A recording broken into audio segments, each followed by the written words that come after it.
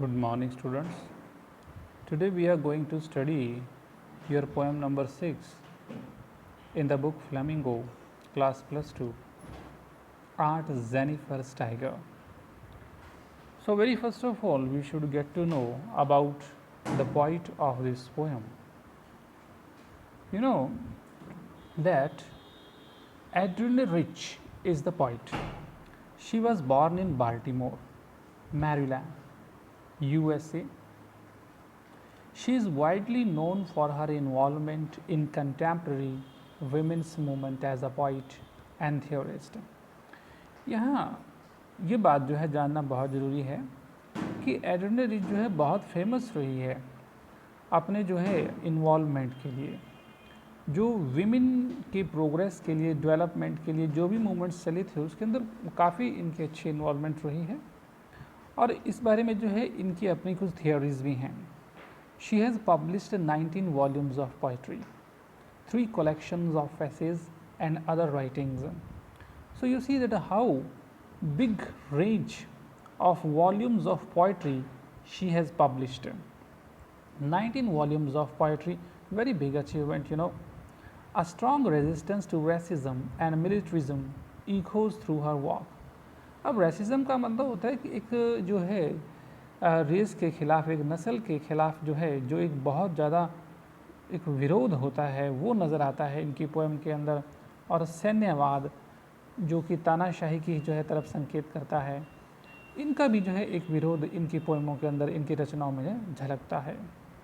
The poem aunt Jennifer tigers addresses the constraints of married life of a woman experiences. अब ये जो poem है ये एक औरत जो भी जो है वैवाहिक जीवन की मुसीबतें होती हैं, प्रॉब्लम्स होती हैं, कॉम्प्लेक्सिटीज़ होती हैं, उनको जो है बड़े अच्छे से जो है दर्शाती है ये पोएम. तो students, let us read this poem in detail.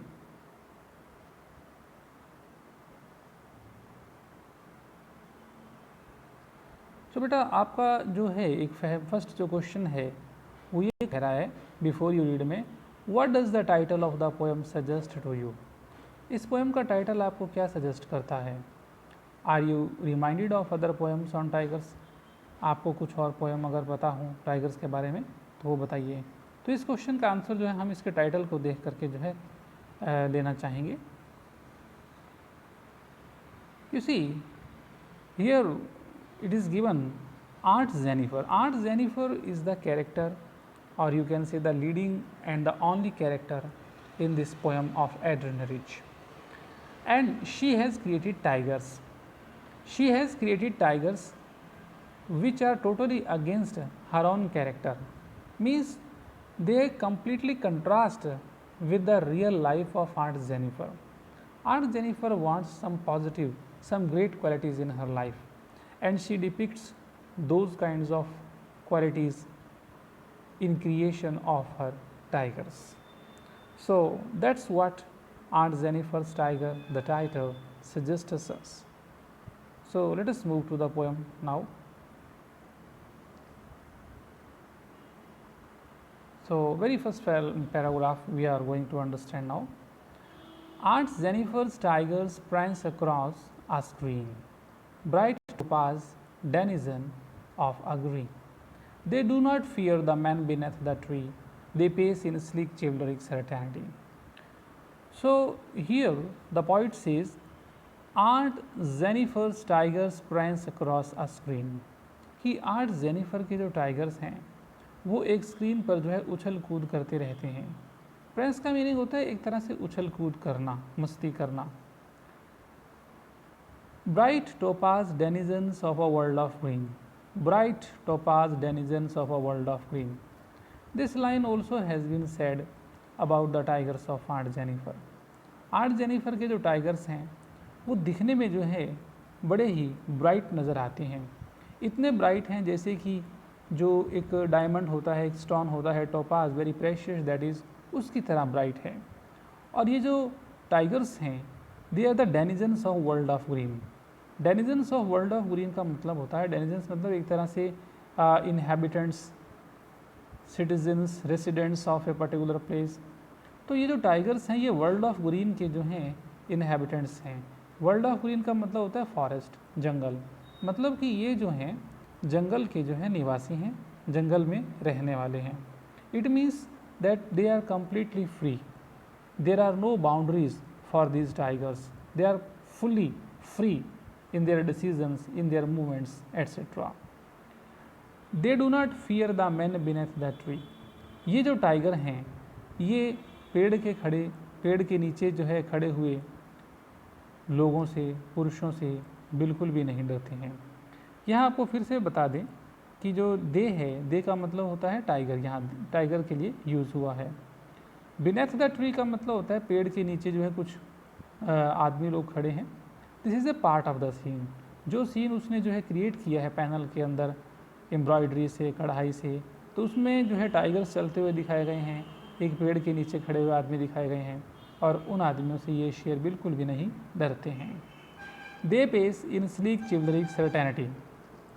Once again they जो है टाइगर्स के लिए यूज हुआ है।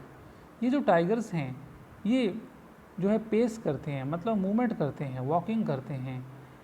इन sleek means in a very beautiful manner they are walking. Chivalric मतलब they are walking in very brave manner. Certainty shows that they are very confident. So overall we can say that these tigers walk in very beautiful, bold, courageous and confident manner. They are not afraid of anything. So we can say that these are the great qualities of tigers, and Aunt Jennifer wants to have these qualities in her life so that his life should not be affected due to the ordeals of married life. So let us move to the second paragraph.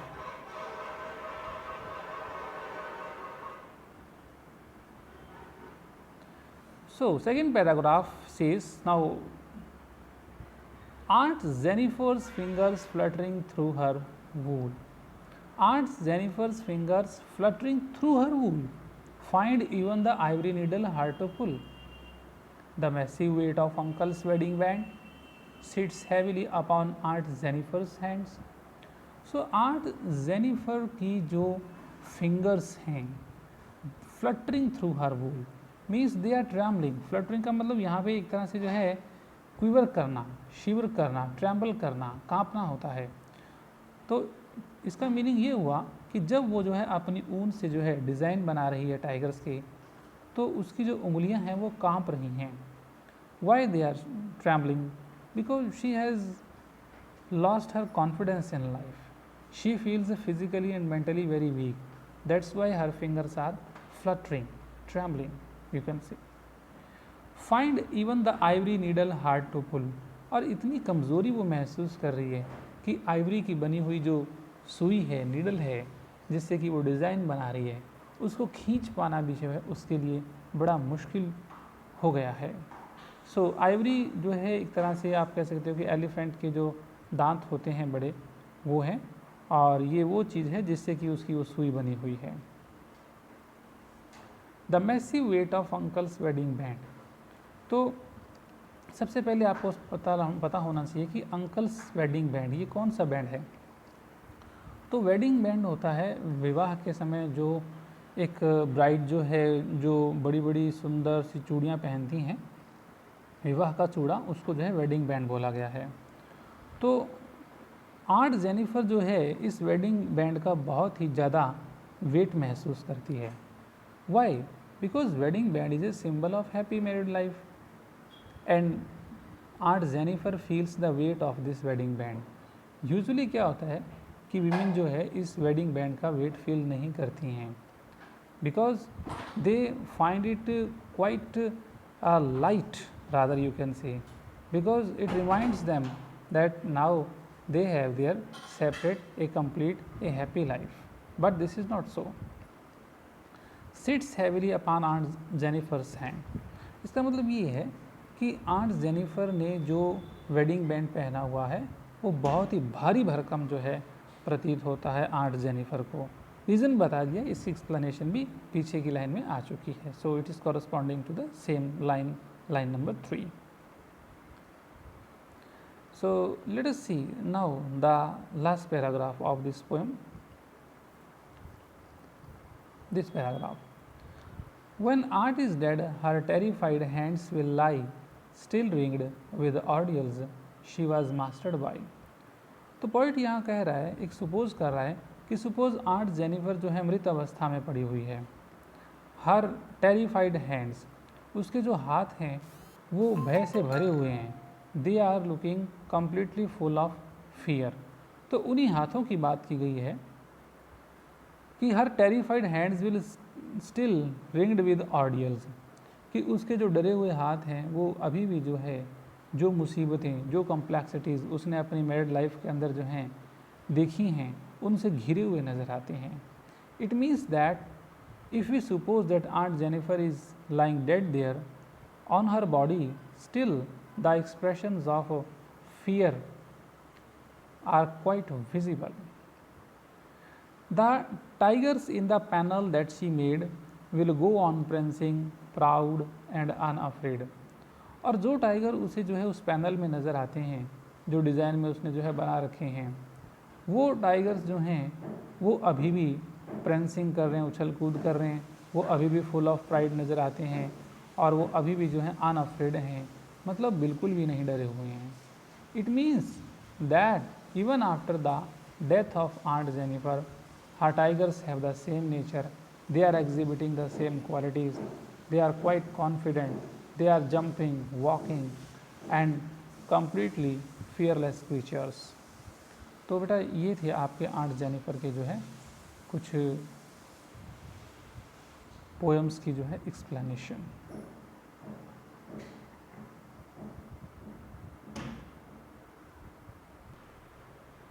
जी, तो students now let us discuss the questions of this chapter which are given just after this poem.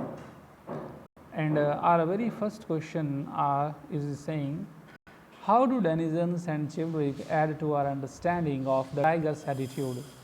कि ये जो poet ने word use किए हैं denizen और चिवलरिक, ये जो है टाइगर्स के एटीट्यूड को समझने में हमारी कैसे हेल्प करते हैं। So we should understand basically what is the tigers attitude. So the tigers are always fearless creature, they are very brave, they are courageous, they have free movement, they have no boundaries, and the word denizens means residents. It means that they are the inhabitants, they are the residents of the forest. Chivalric means that they are very brave, they are very confident, they are not afraid of anybody. So all these words like denizens and chivalric add to our understanding of the tiger's attitude. Now question number 2. Why do you think Aunt Jennifer's hands are fluttering through her wool in the second stanza? कि आपके अनुसार जो है aunt Jennifer के जो हाथ है वो क्यों काँप रहे हैं ऊन को खींचते समय सेकेंड स्टेंजा के अंदर? Reason is same, aunt Jennifer's hands are fluttering because she has lost her confidence, she feels physically and mentally very weak, and that's why she feels a great weakness. That's why she feels even difficulty in pulling the ivory needle to make the designs of tigers. So this is your question number 2. Now question number 3. What is suggested by the image massive weight of uncle's wedding band? कि poem के अंदर जो massive weight of uncle's wedding band, ये जो दिखाई गई है line, image दी गई है, जो शब्द चित्र दिया गया है, इससे आपको क्या पता चलता है? So very first of all we should get to know wedding band is that particular band which is worn by a bride during the marriage and after the marriage also she keeps wearing for a long time, and wedding band is a symbol of happy married life. And here specially they have asked massive weight of uncle's wedding band, कि uncle's wedding band का जो है weight बहुत ज़्यादा उसको जो है महसूस हो रहा है. Why? Because wedding band is a symbol of happy married life and she is not getting any kind of happiness. She is not satisfied with the married life. She has to undergo lot of ordeals, and that's why she feels the weight of this wedding band. Question number 4. Of what or whom is Aunt Jennifer terrified with in the third stanza?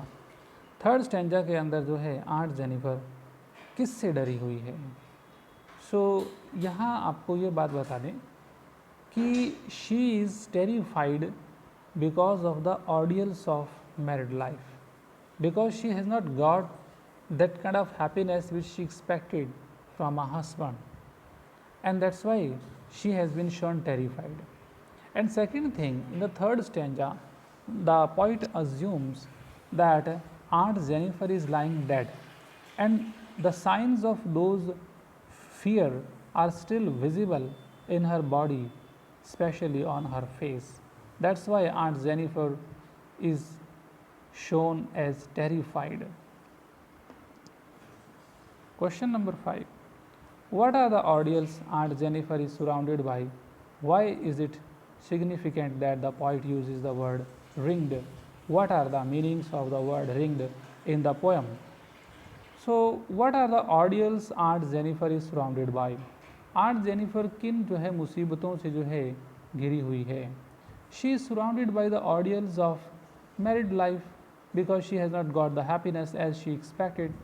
So why is it significant that the poet uses the word ringed? So ringed means to have ring on finger during the engagement, but here ringed means that she is completely surrounded with the problems and difficulties of married life. What are the meaning of the word ringed in the poem? Just now I have told you, it is the same. Now question number 6, you see. What do you think Aunt Jennifer created animals that are so different from her own character? What might the poet be suggesting through this difference? So Aunt Jennifer ने जो animals बनाए हैं वो उसके खुद के character से जो है पूरी तरह से डिफरेंट क्यों है? रीज़न ये है बेटा इसके अंदर कि उसके जो एनिमल्स हैं, टाइगर्स हैं, they have been shown very confident, very fearless and without boundaries, and Aunt Jennifer has not these qualities in her life, and because of the lack of these qualities in her character she is facing injustice, cruelty and oppression under the hands of her husband. What might the poet be suggesting through this difference? Poet जो है इस जो difference से क्या हमें suggest करने की कोशिश कर रहा है? So the poet wants to suggest that she is creating tigers of completely opposite nature to her own nature, and she is craving for the qualities which her tigers have, कि जो उसके tiger के अंदर जो है qualities हैं वो खुद उसके लिए जो है तड़पती हैं. And a man always thinks, imagines and creates those things which he is lacking in her life or his life. This is the reason. Question number 7 में आपको ये पूछा गया है कि interpret the symbols in the poem. Poem के अंदर कुछ सिम्बल्स यूज हुए हैं, उनको इंटरप्रेट करना है आपको. तो बहुत ही सिंपल से अगर हम ये बात कहें कि हमारे पास जो पहला सिंबल है वो टाइगर्स जो हैं खुद हैं. Tigers have been shown as symbols of fearlessness, bravery, confidence and beauty. And second, जो आंट जेनिफर है, she herself is also symbol of those women who are victims of the ordeals of married life, who are getting tortured by their husbands. और thirdly अगर हम यहाँ ये देखें कि हमें जो है यहाँ एक wedding band word दिया गया है. This is a symbol of happy married life, although Aunt Jennifer is wearing, but she is not getting that particular kind of happiness. और इधर वर्ल्ड ऑफ ग्रीन आपको बताया गया है. वर्ल्ड ऑफ ग्रीन जो है सिंबल है एक फॉरेस्ट का, वाइल्ड एरिया का, इन विच टाइगर्स मूव. नेक्स्ट हमारा एक जो बिल्कुल लास्ट क्वेश्चन आ रहा है वो है, do you sympathise with aunt Jennifer? क्या आपको आंट जेनिफर से जो है सहानुभूति है? What is the attitude of the speaker towards aunt Jennifer? तो इसका आंसर येस भी हो सकता है, नो भी हो सकता है, as you have your view about this particular situation. So my answer would be कि we do not sympathise with aunt Jennifer. Aunt Jennifer के साथ हम जो है सहानुभूति ज़्यादा नहीं रख पाते. because Aunt Jennifer seems to be an educated lady, and she has been facing the cruelties and oppression and torture under the hands of her husband, but it should not be there. अगर suppose अन्याय करना गलत है, अन्याय करना पाप है, तो अन्याय को सहन करना भी जो है पाप होता है. She should have resisted against this injustice, and she should have done something so that she can get freedom from all these problems of life. So students, this was your poem, Aunt Jennifer's Tiger. I hope you have understood in a very good manner. So thank you so much. Goodbye.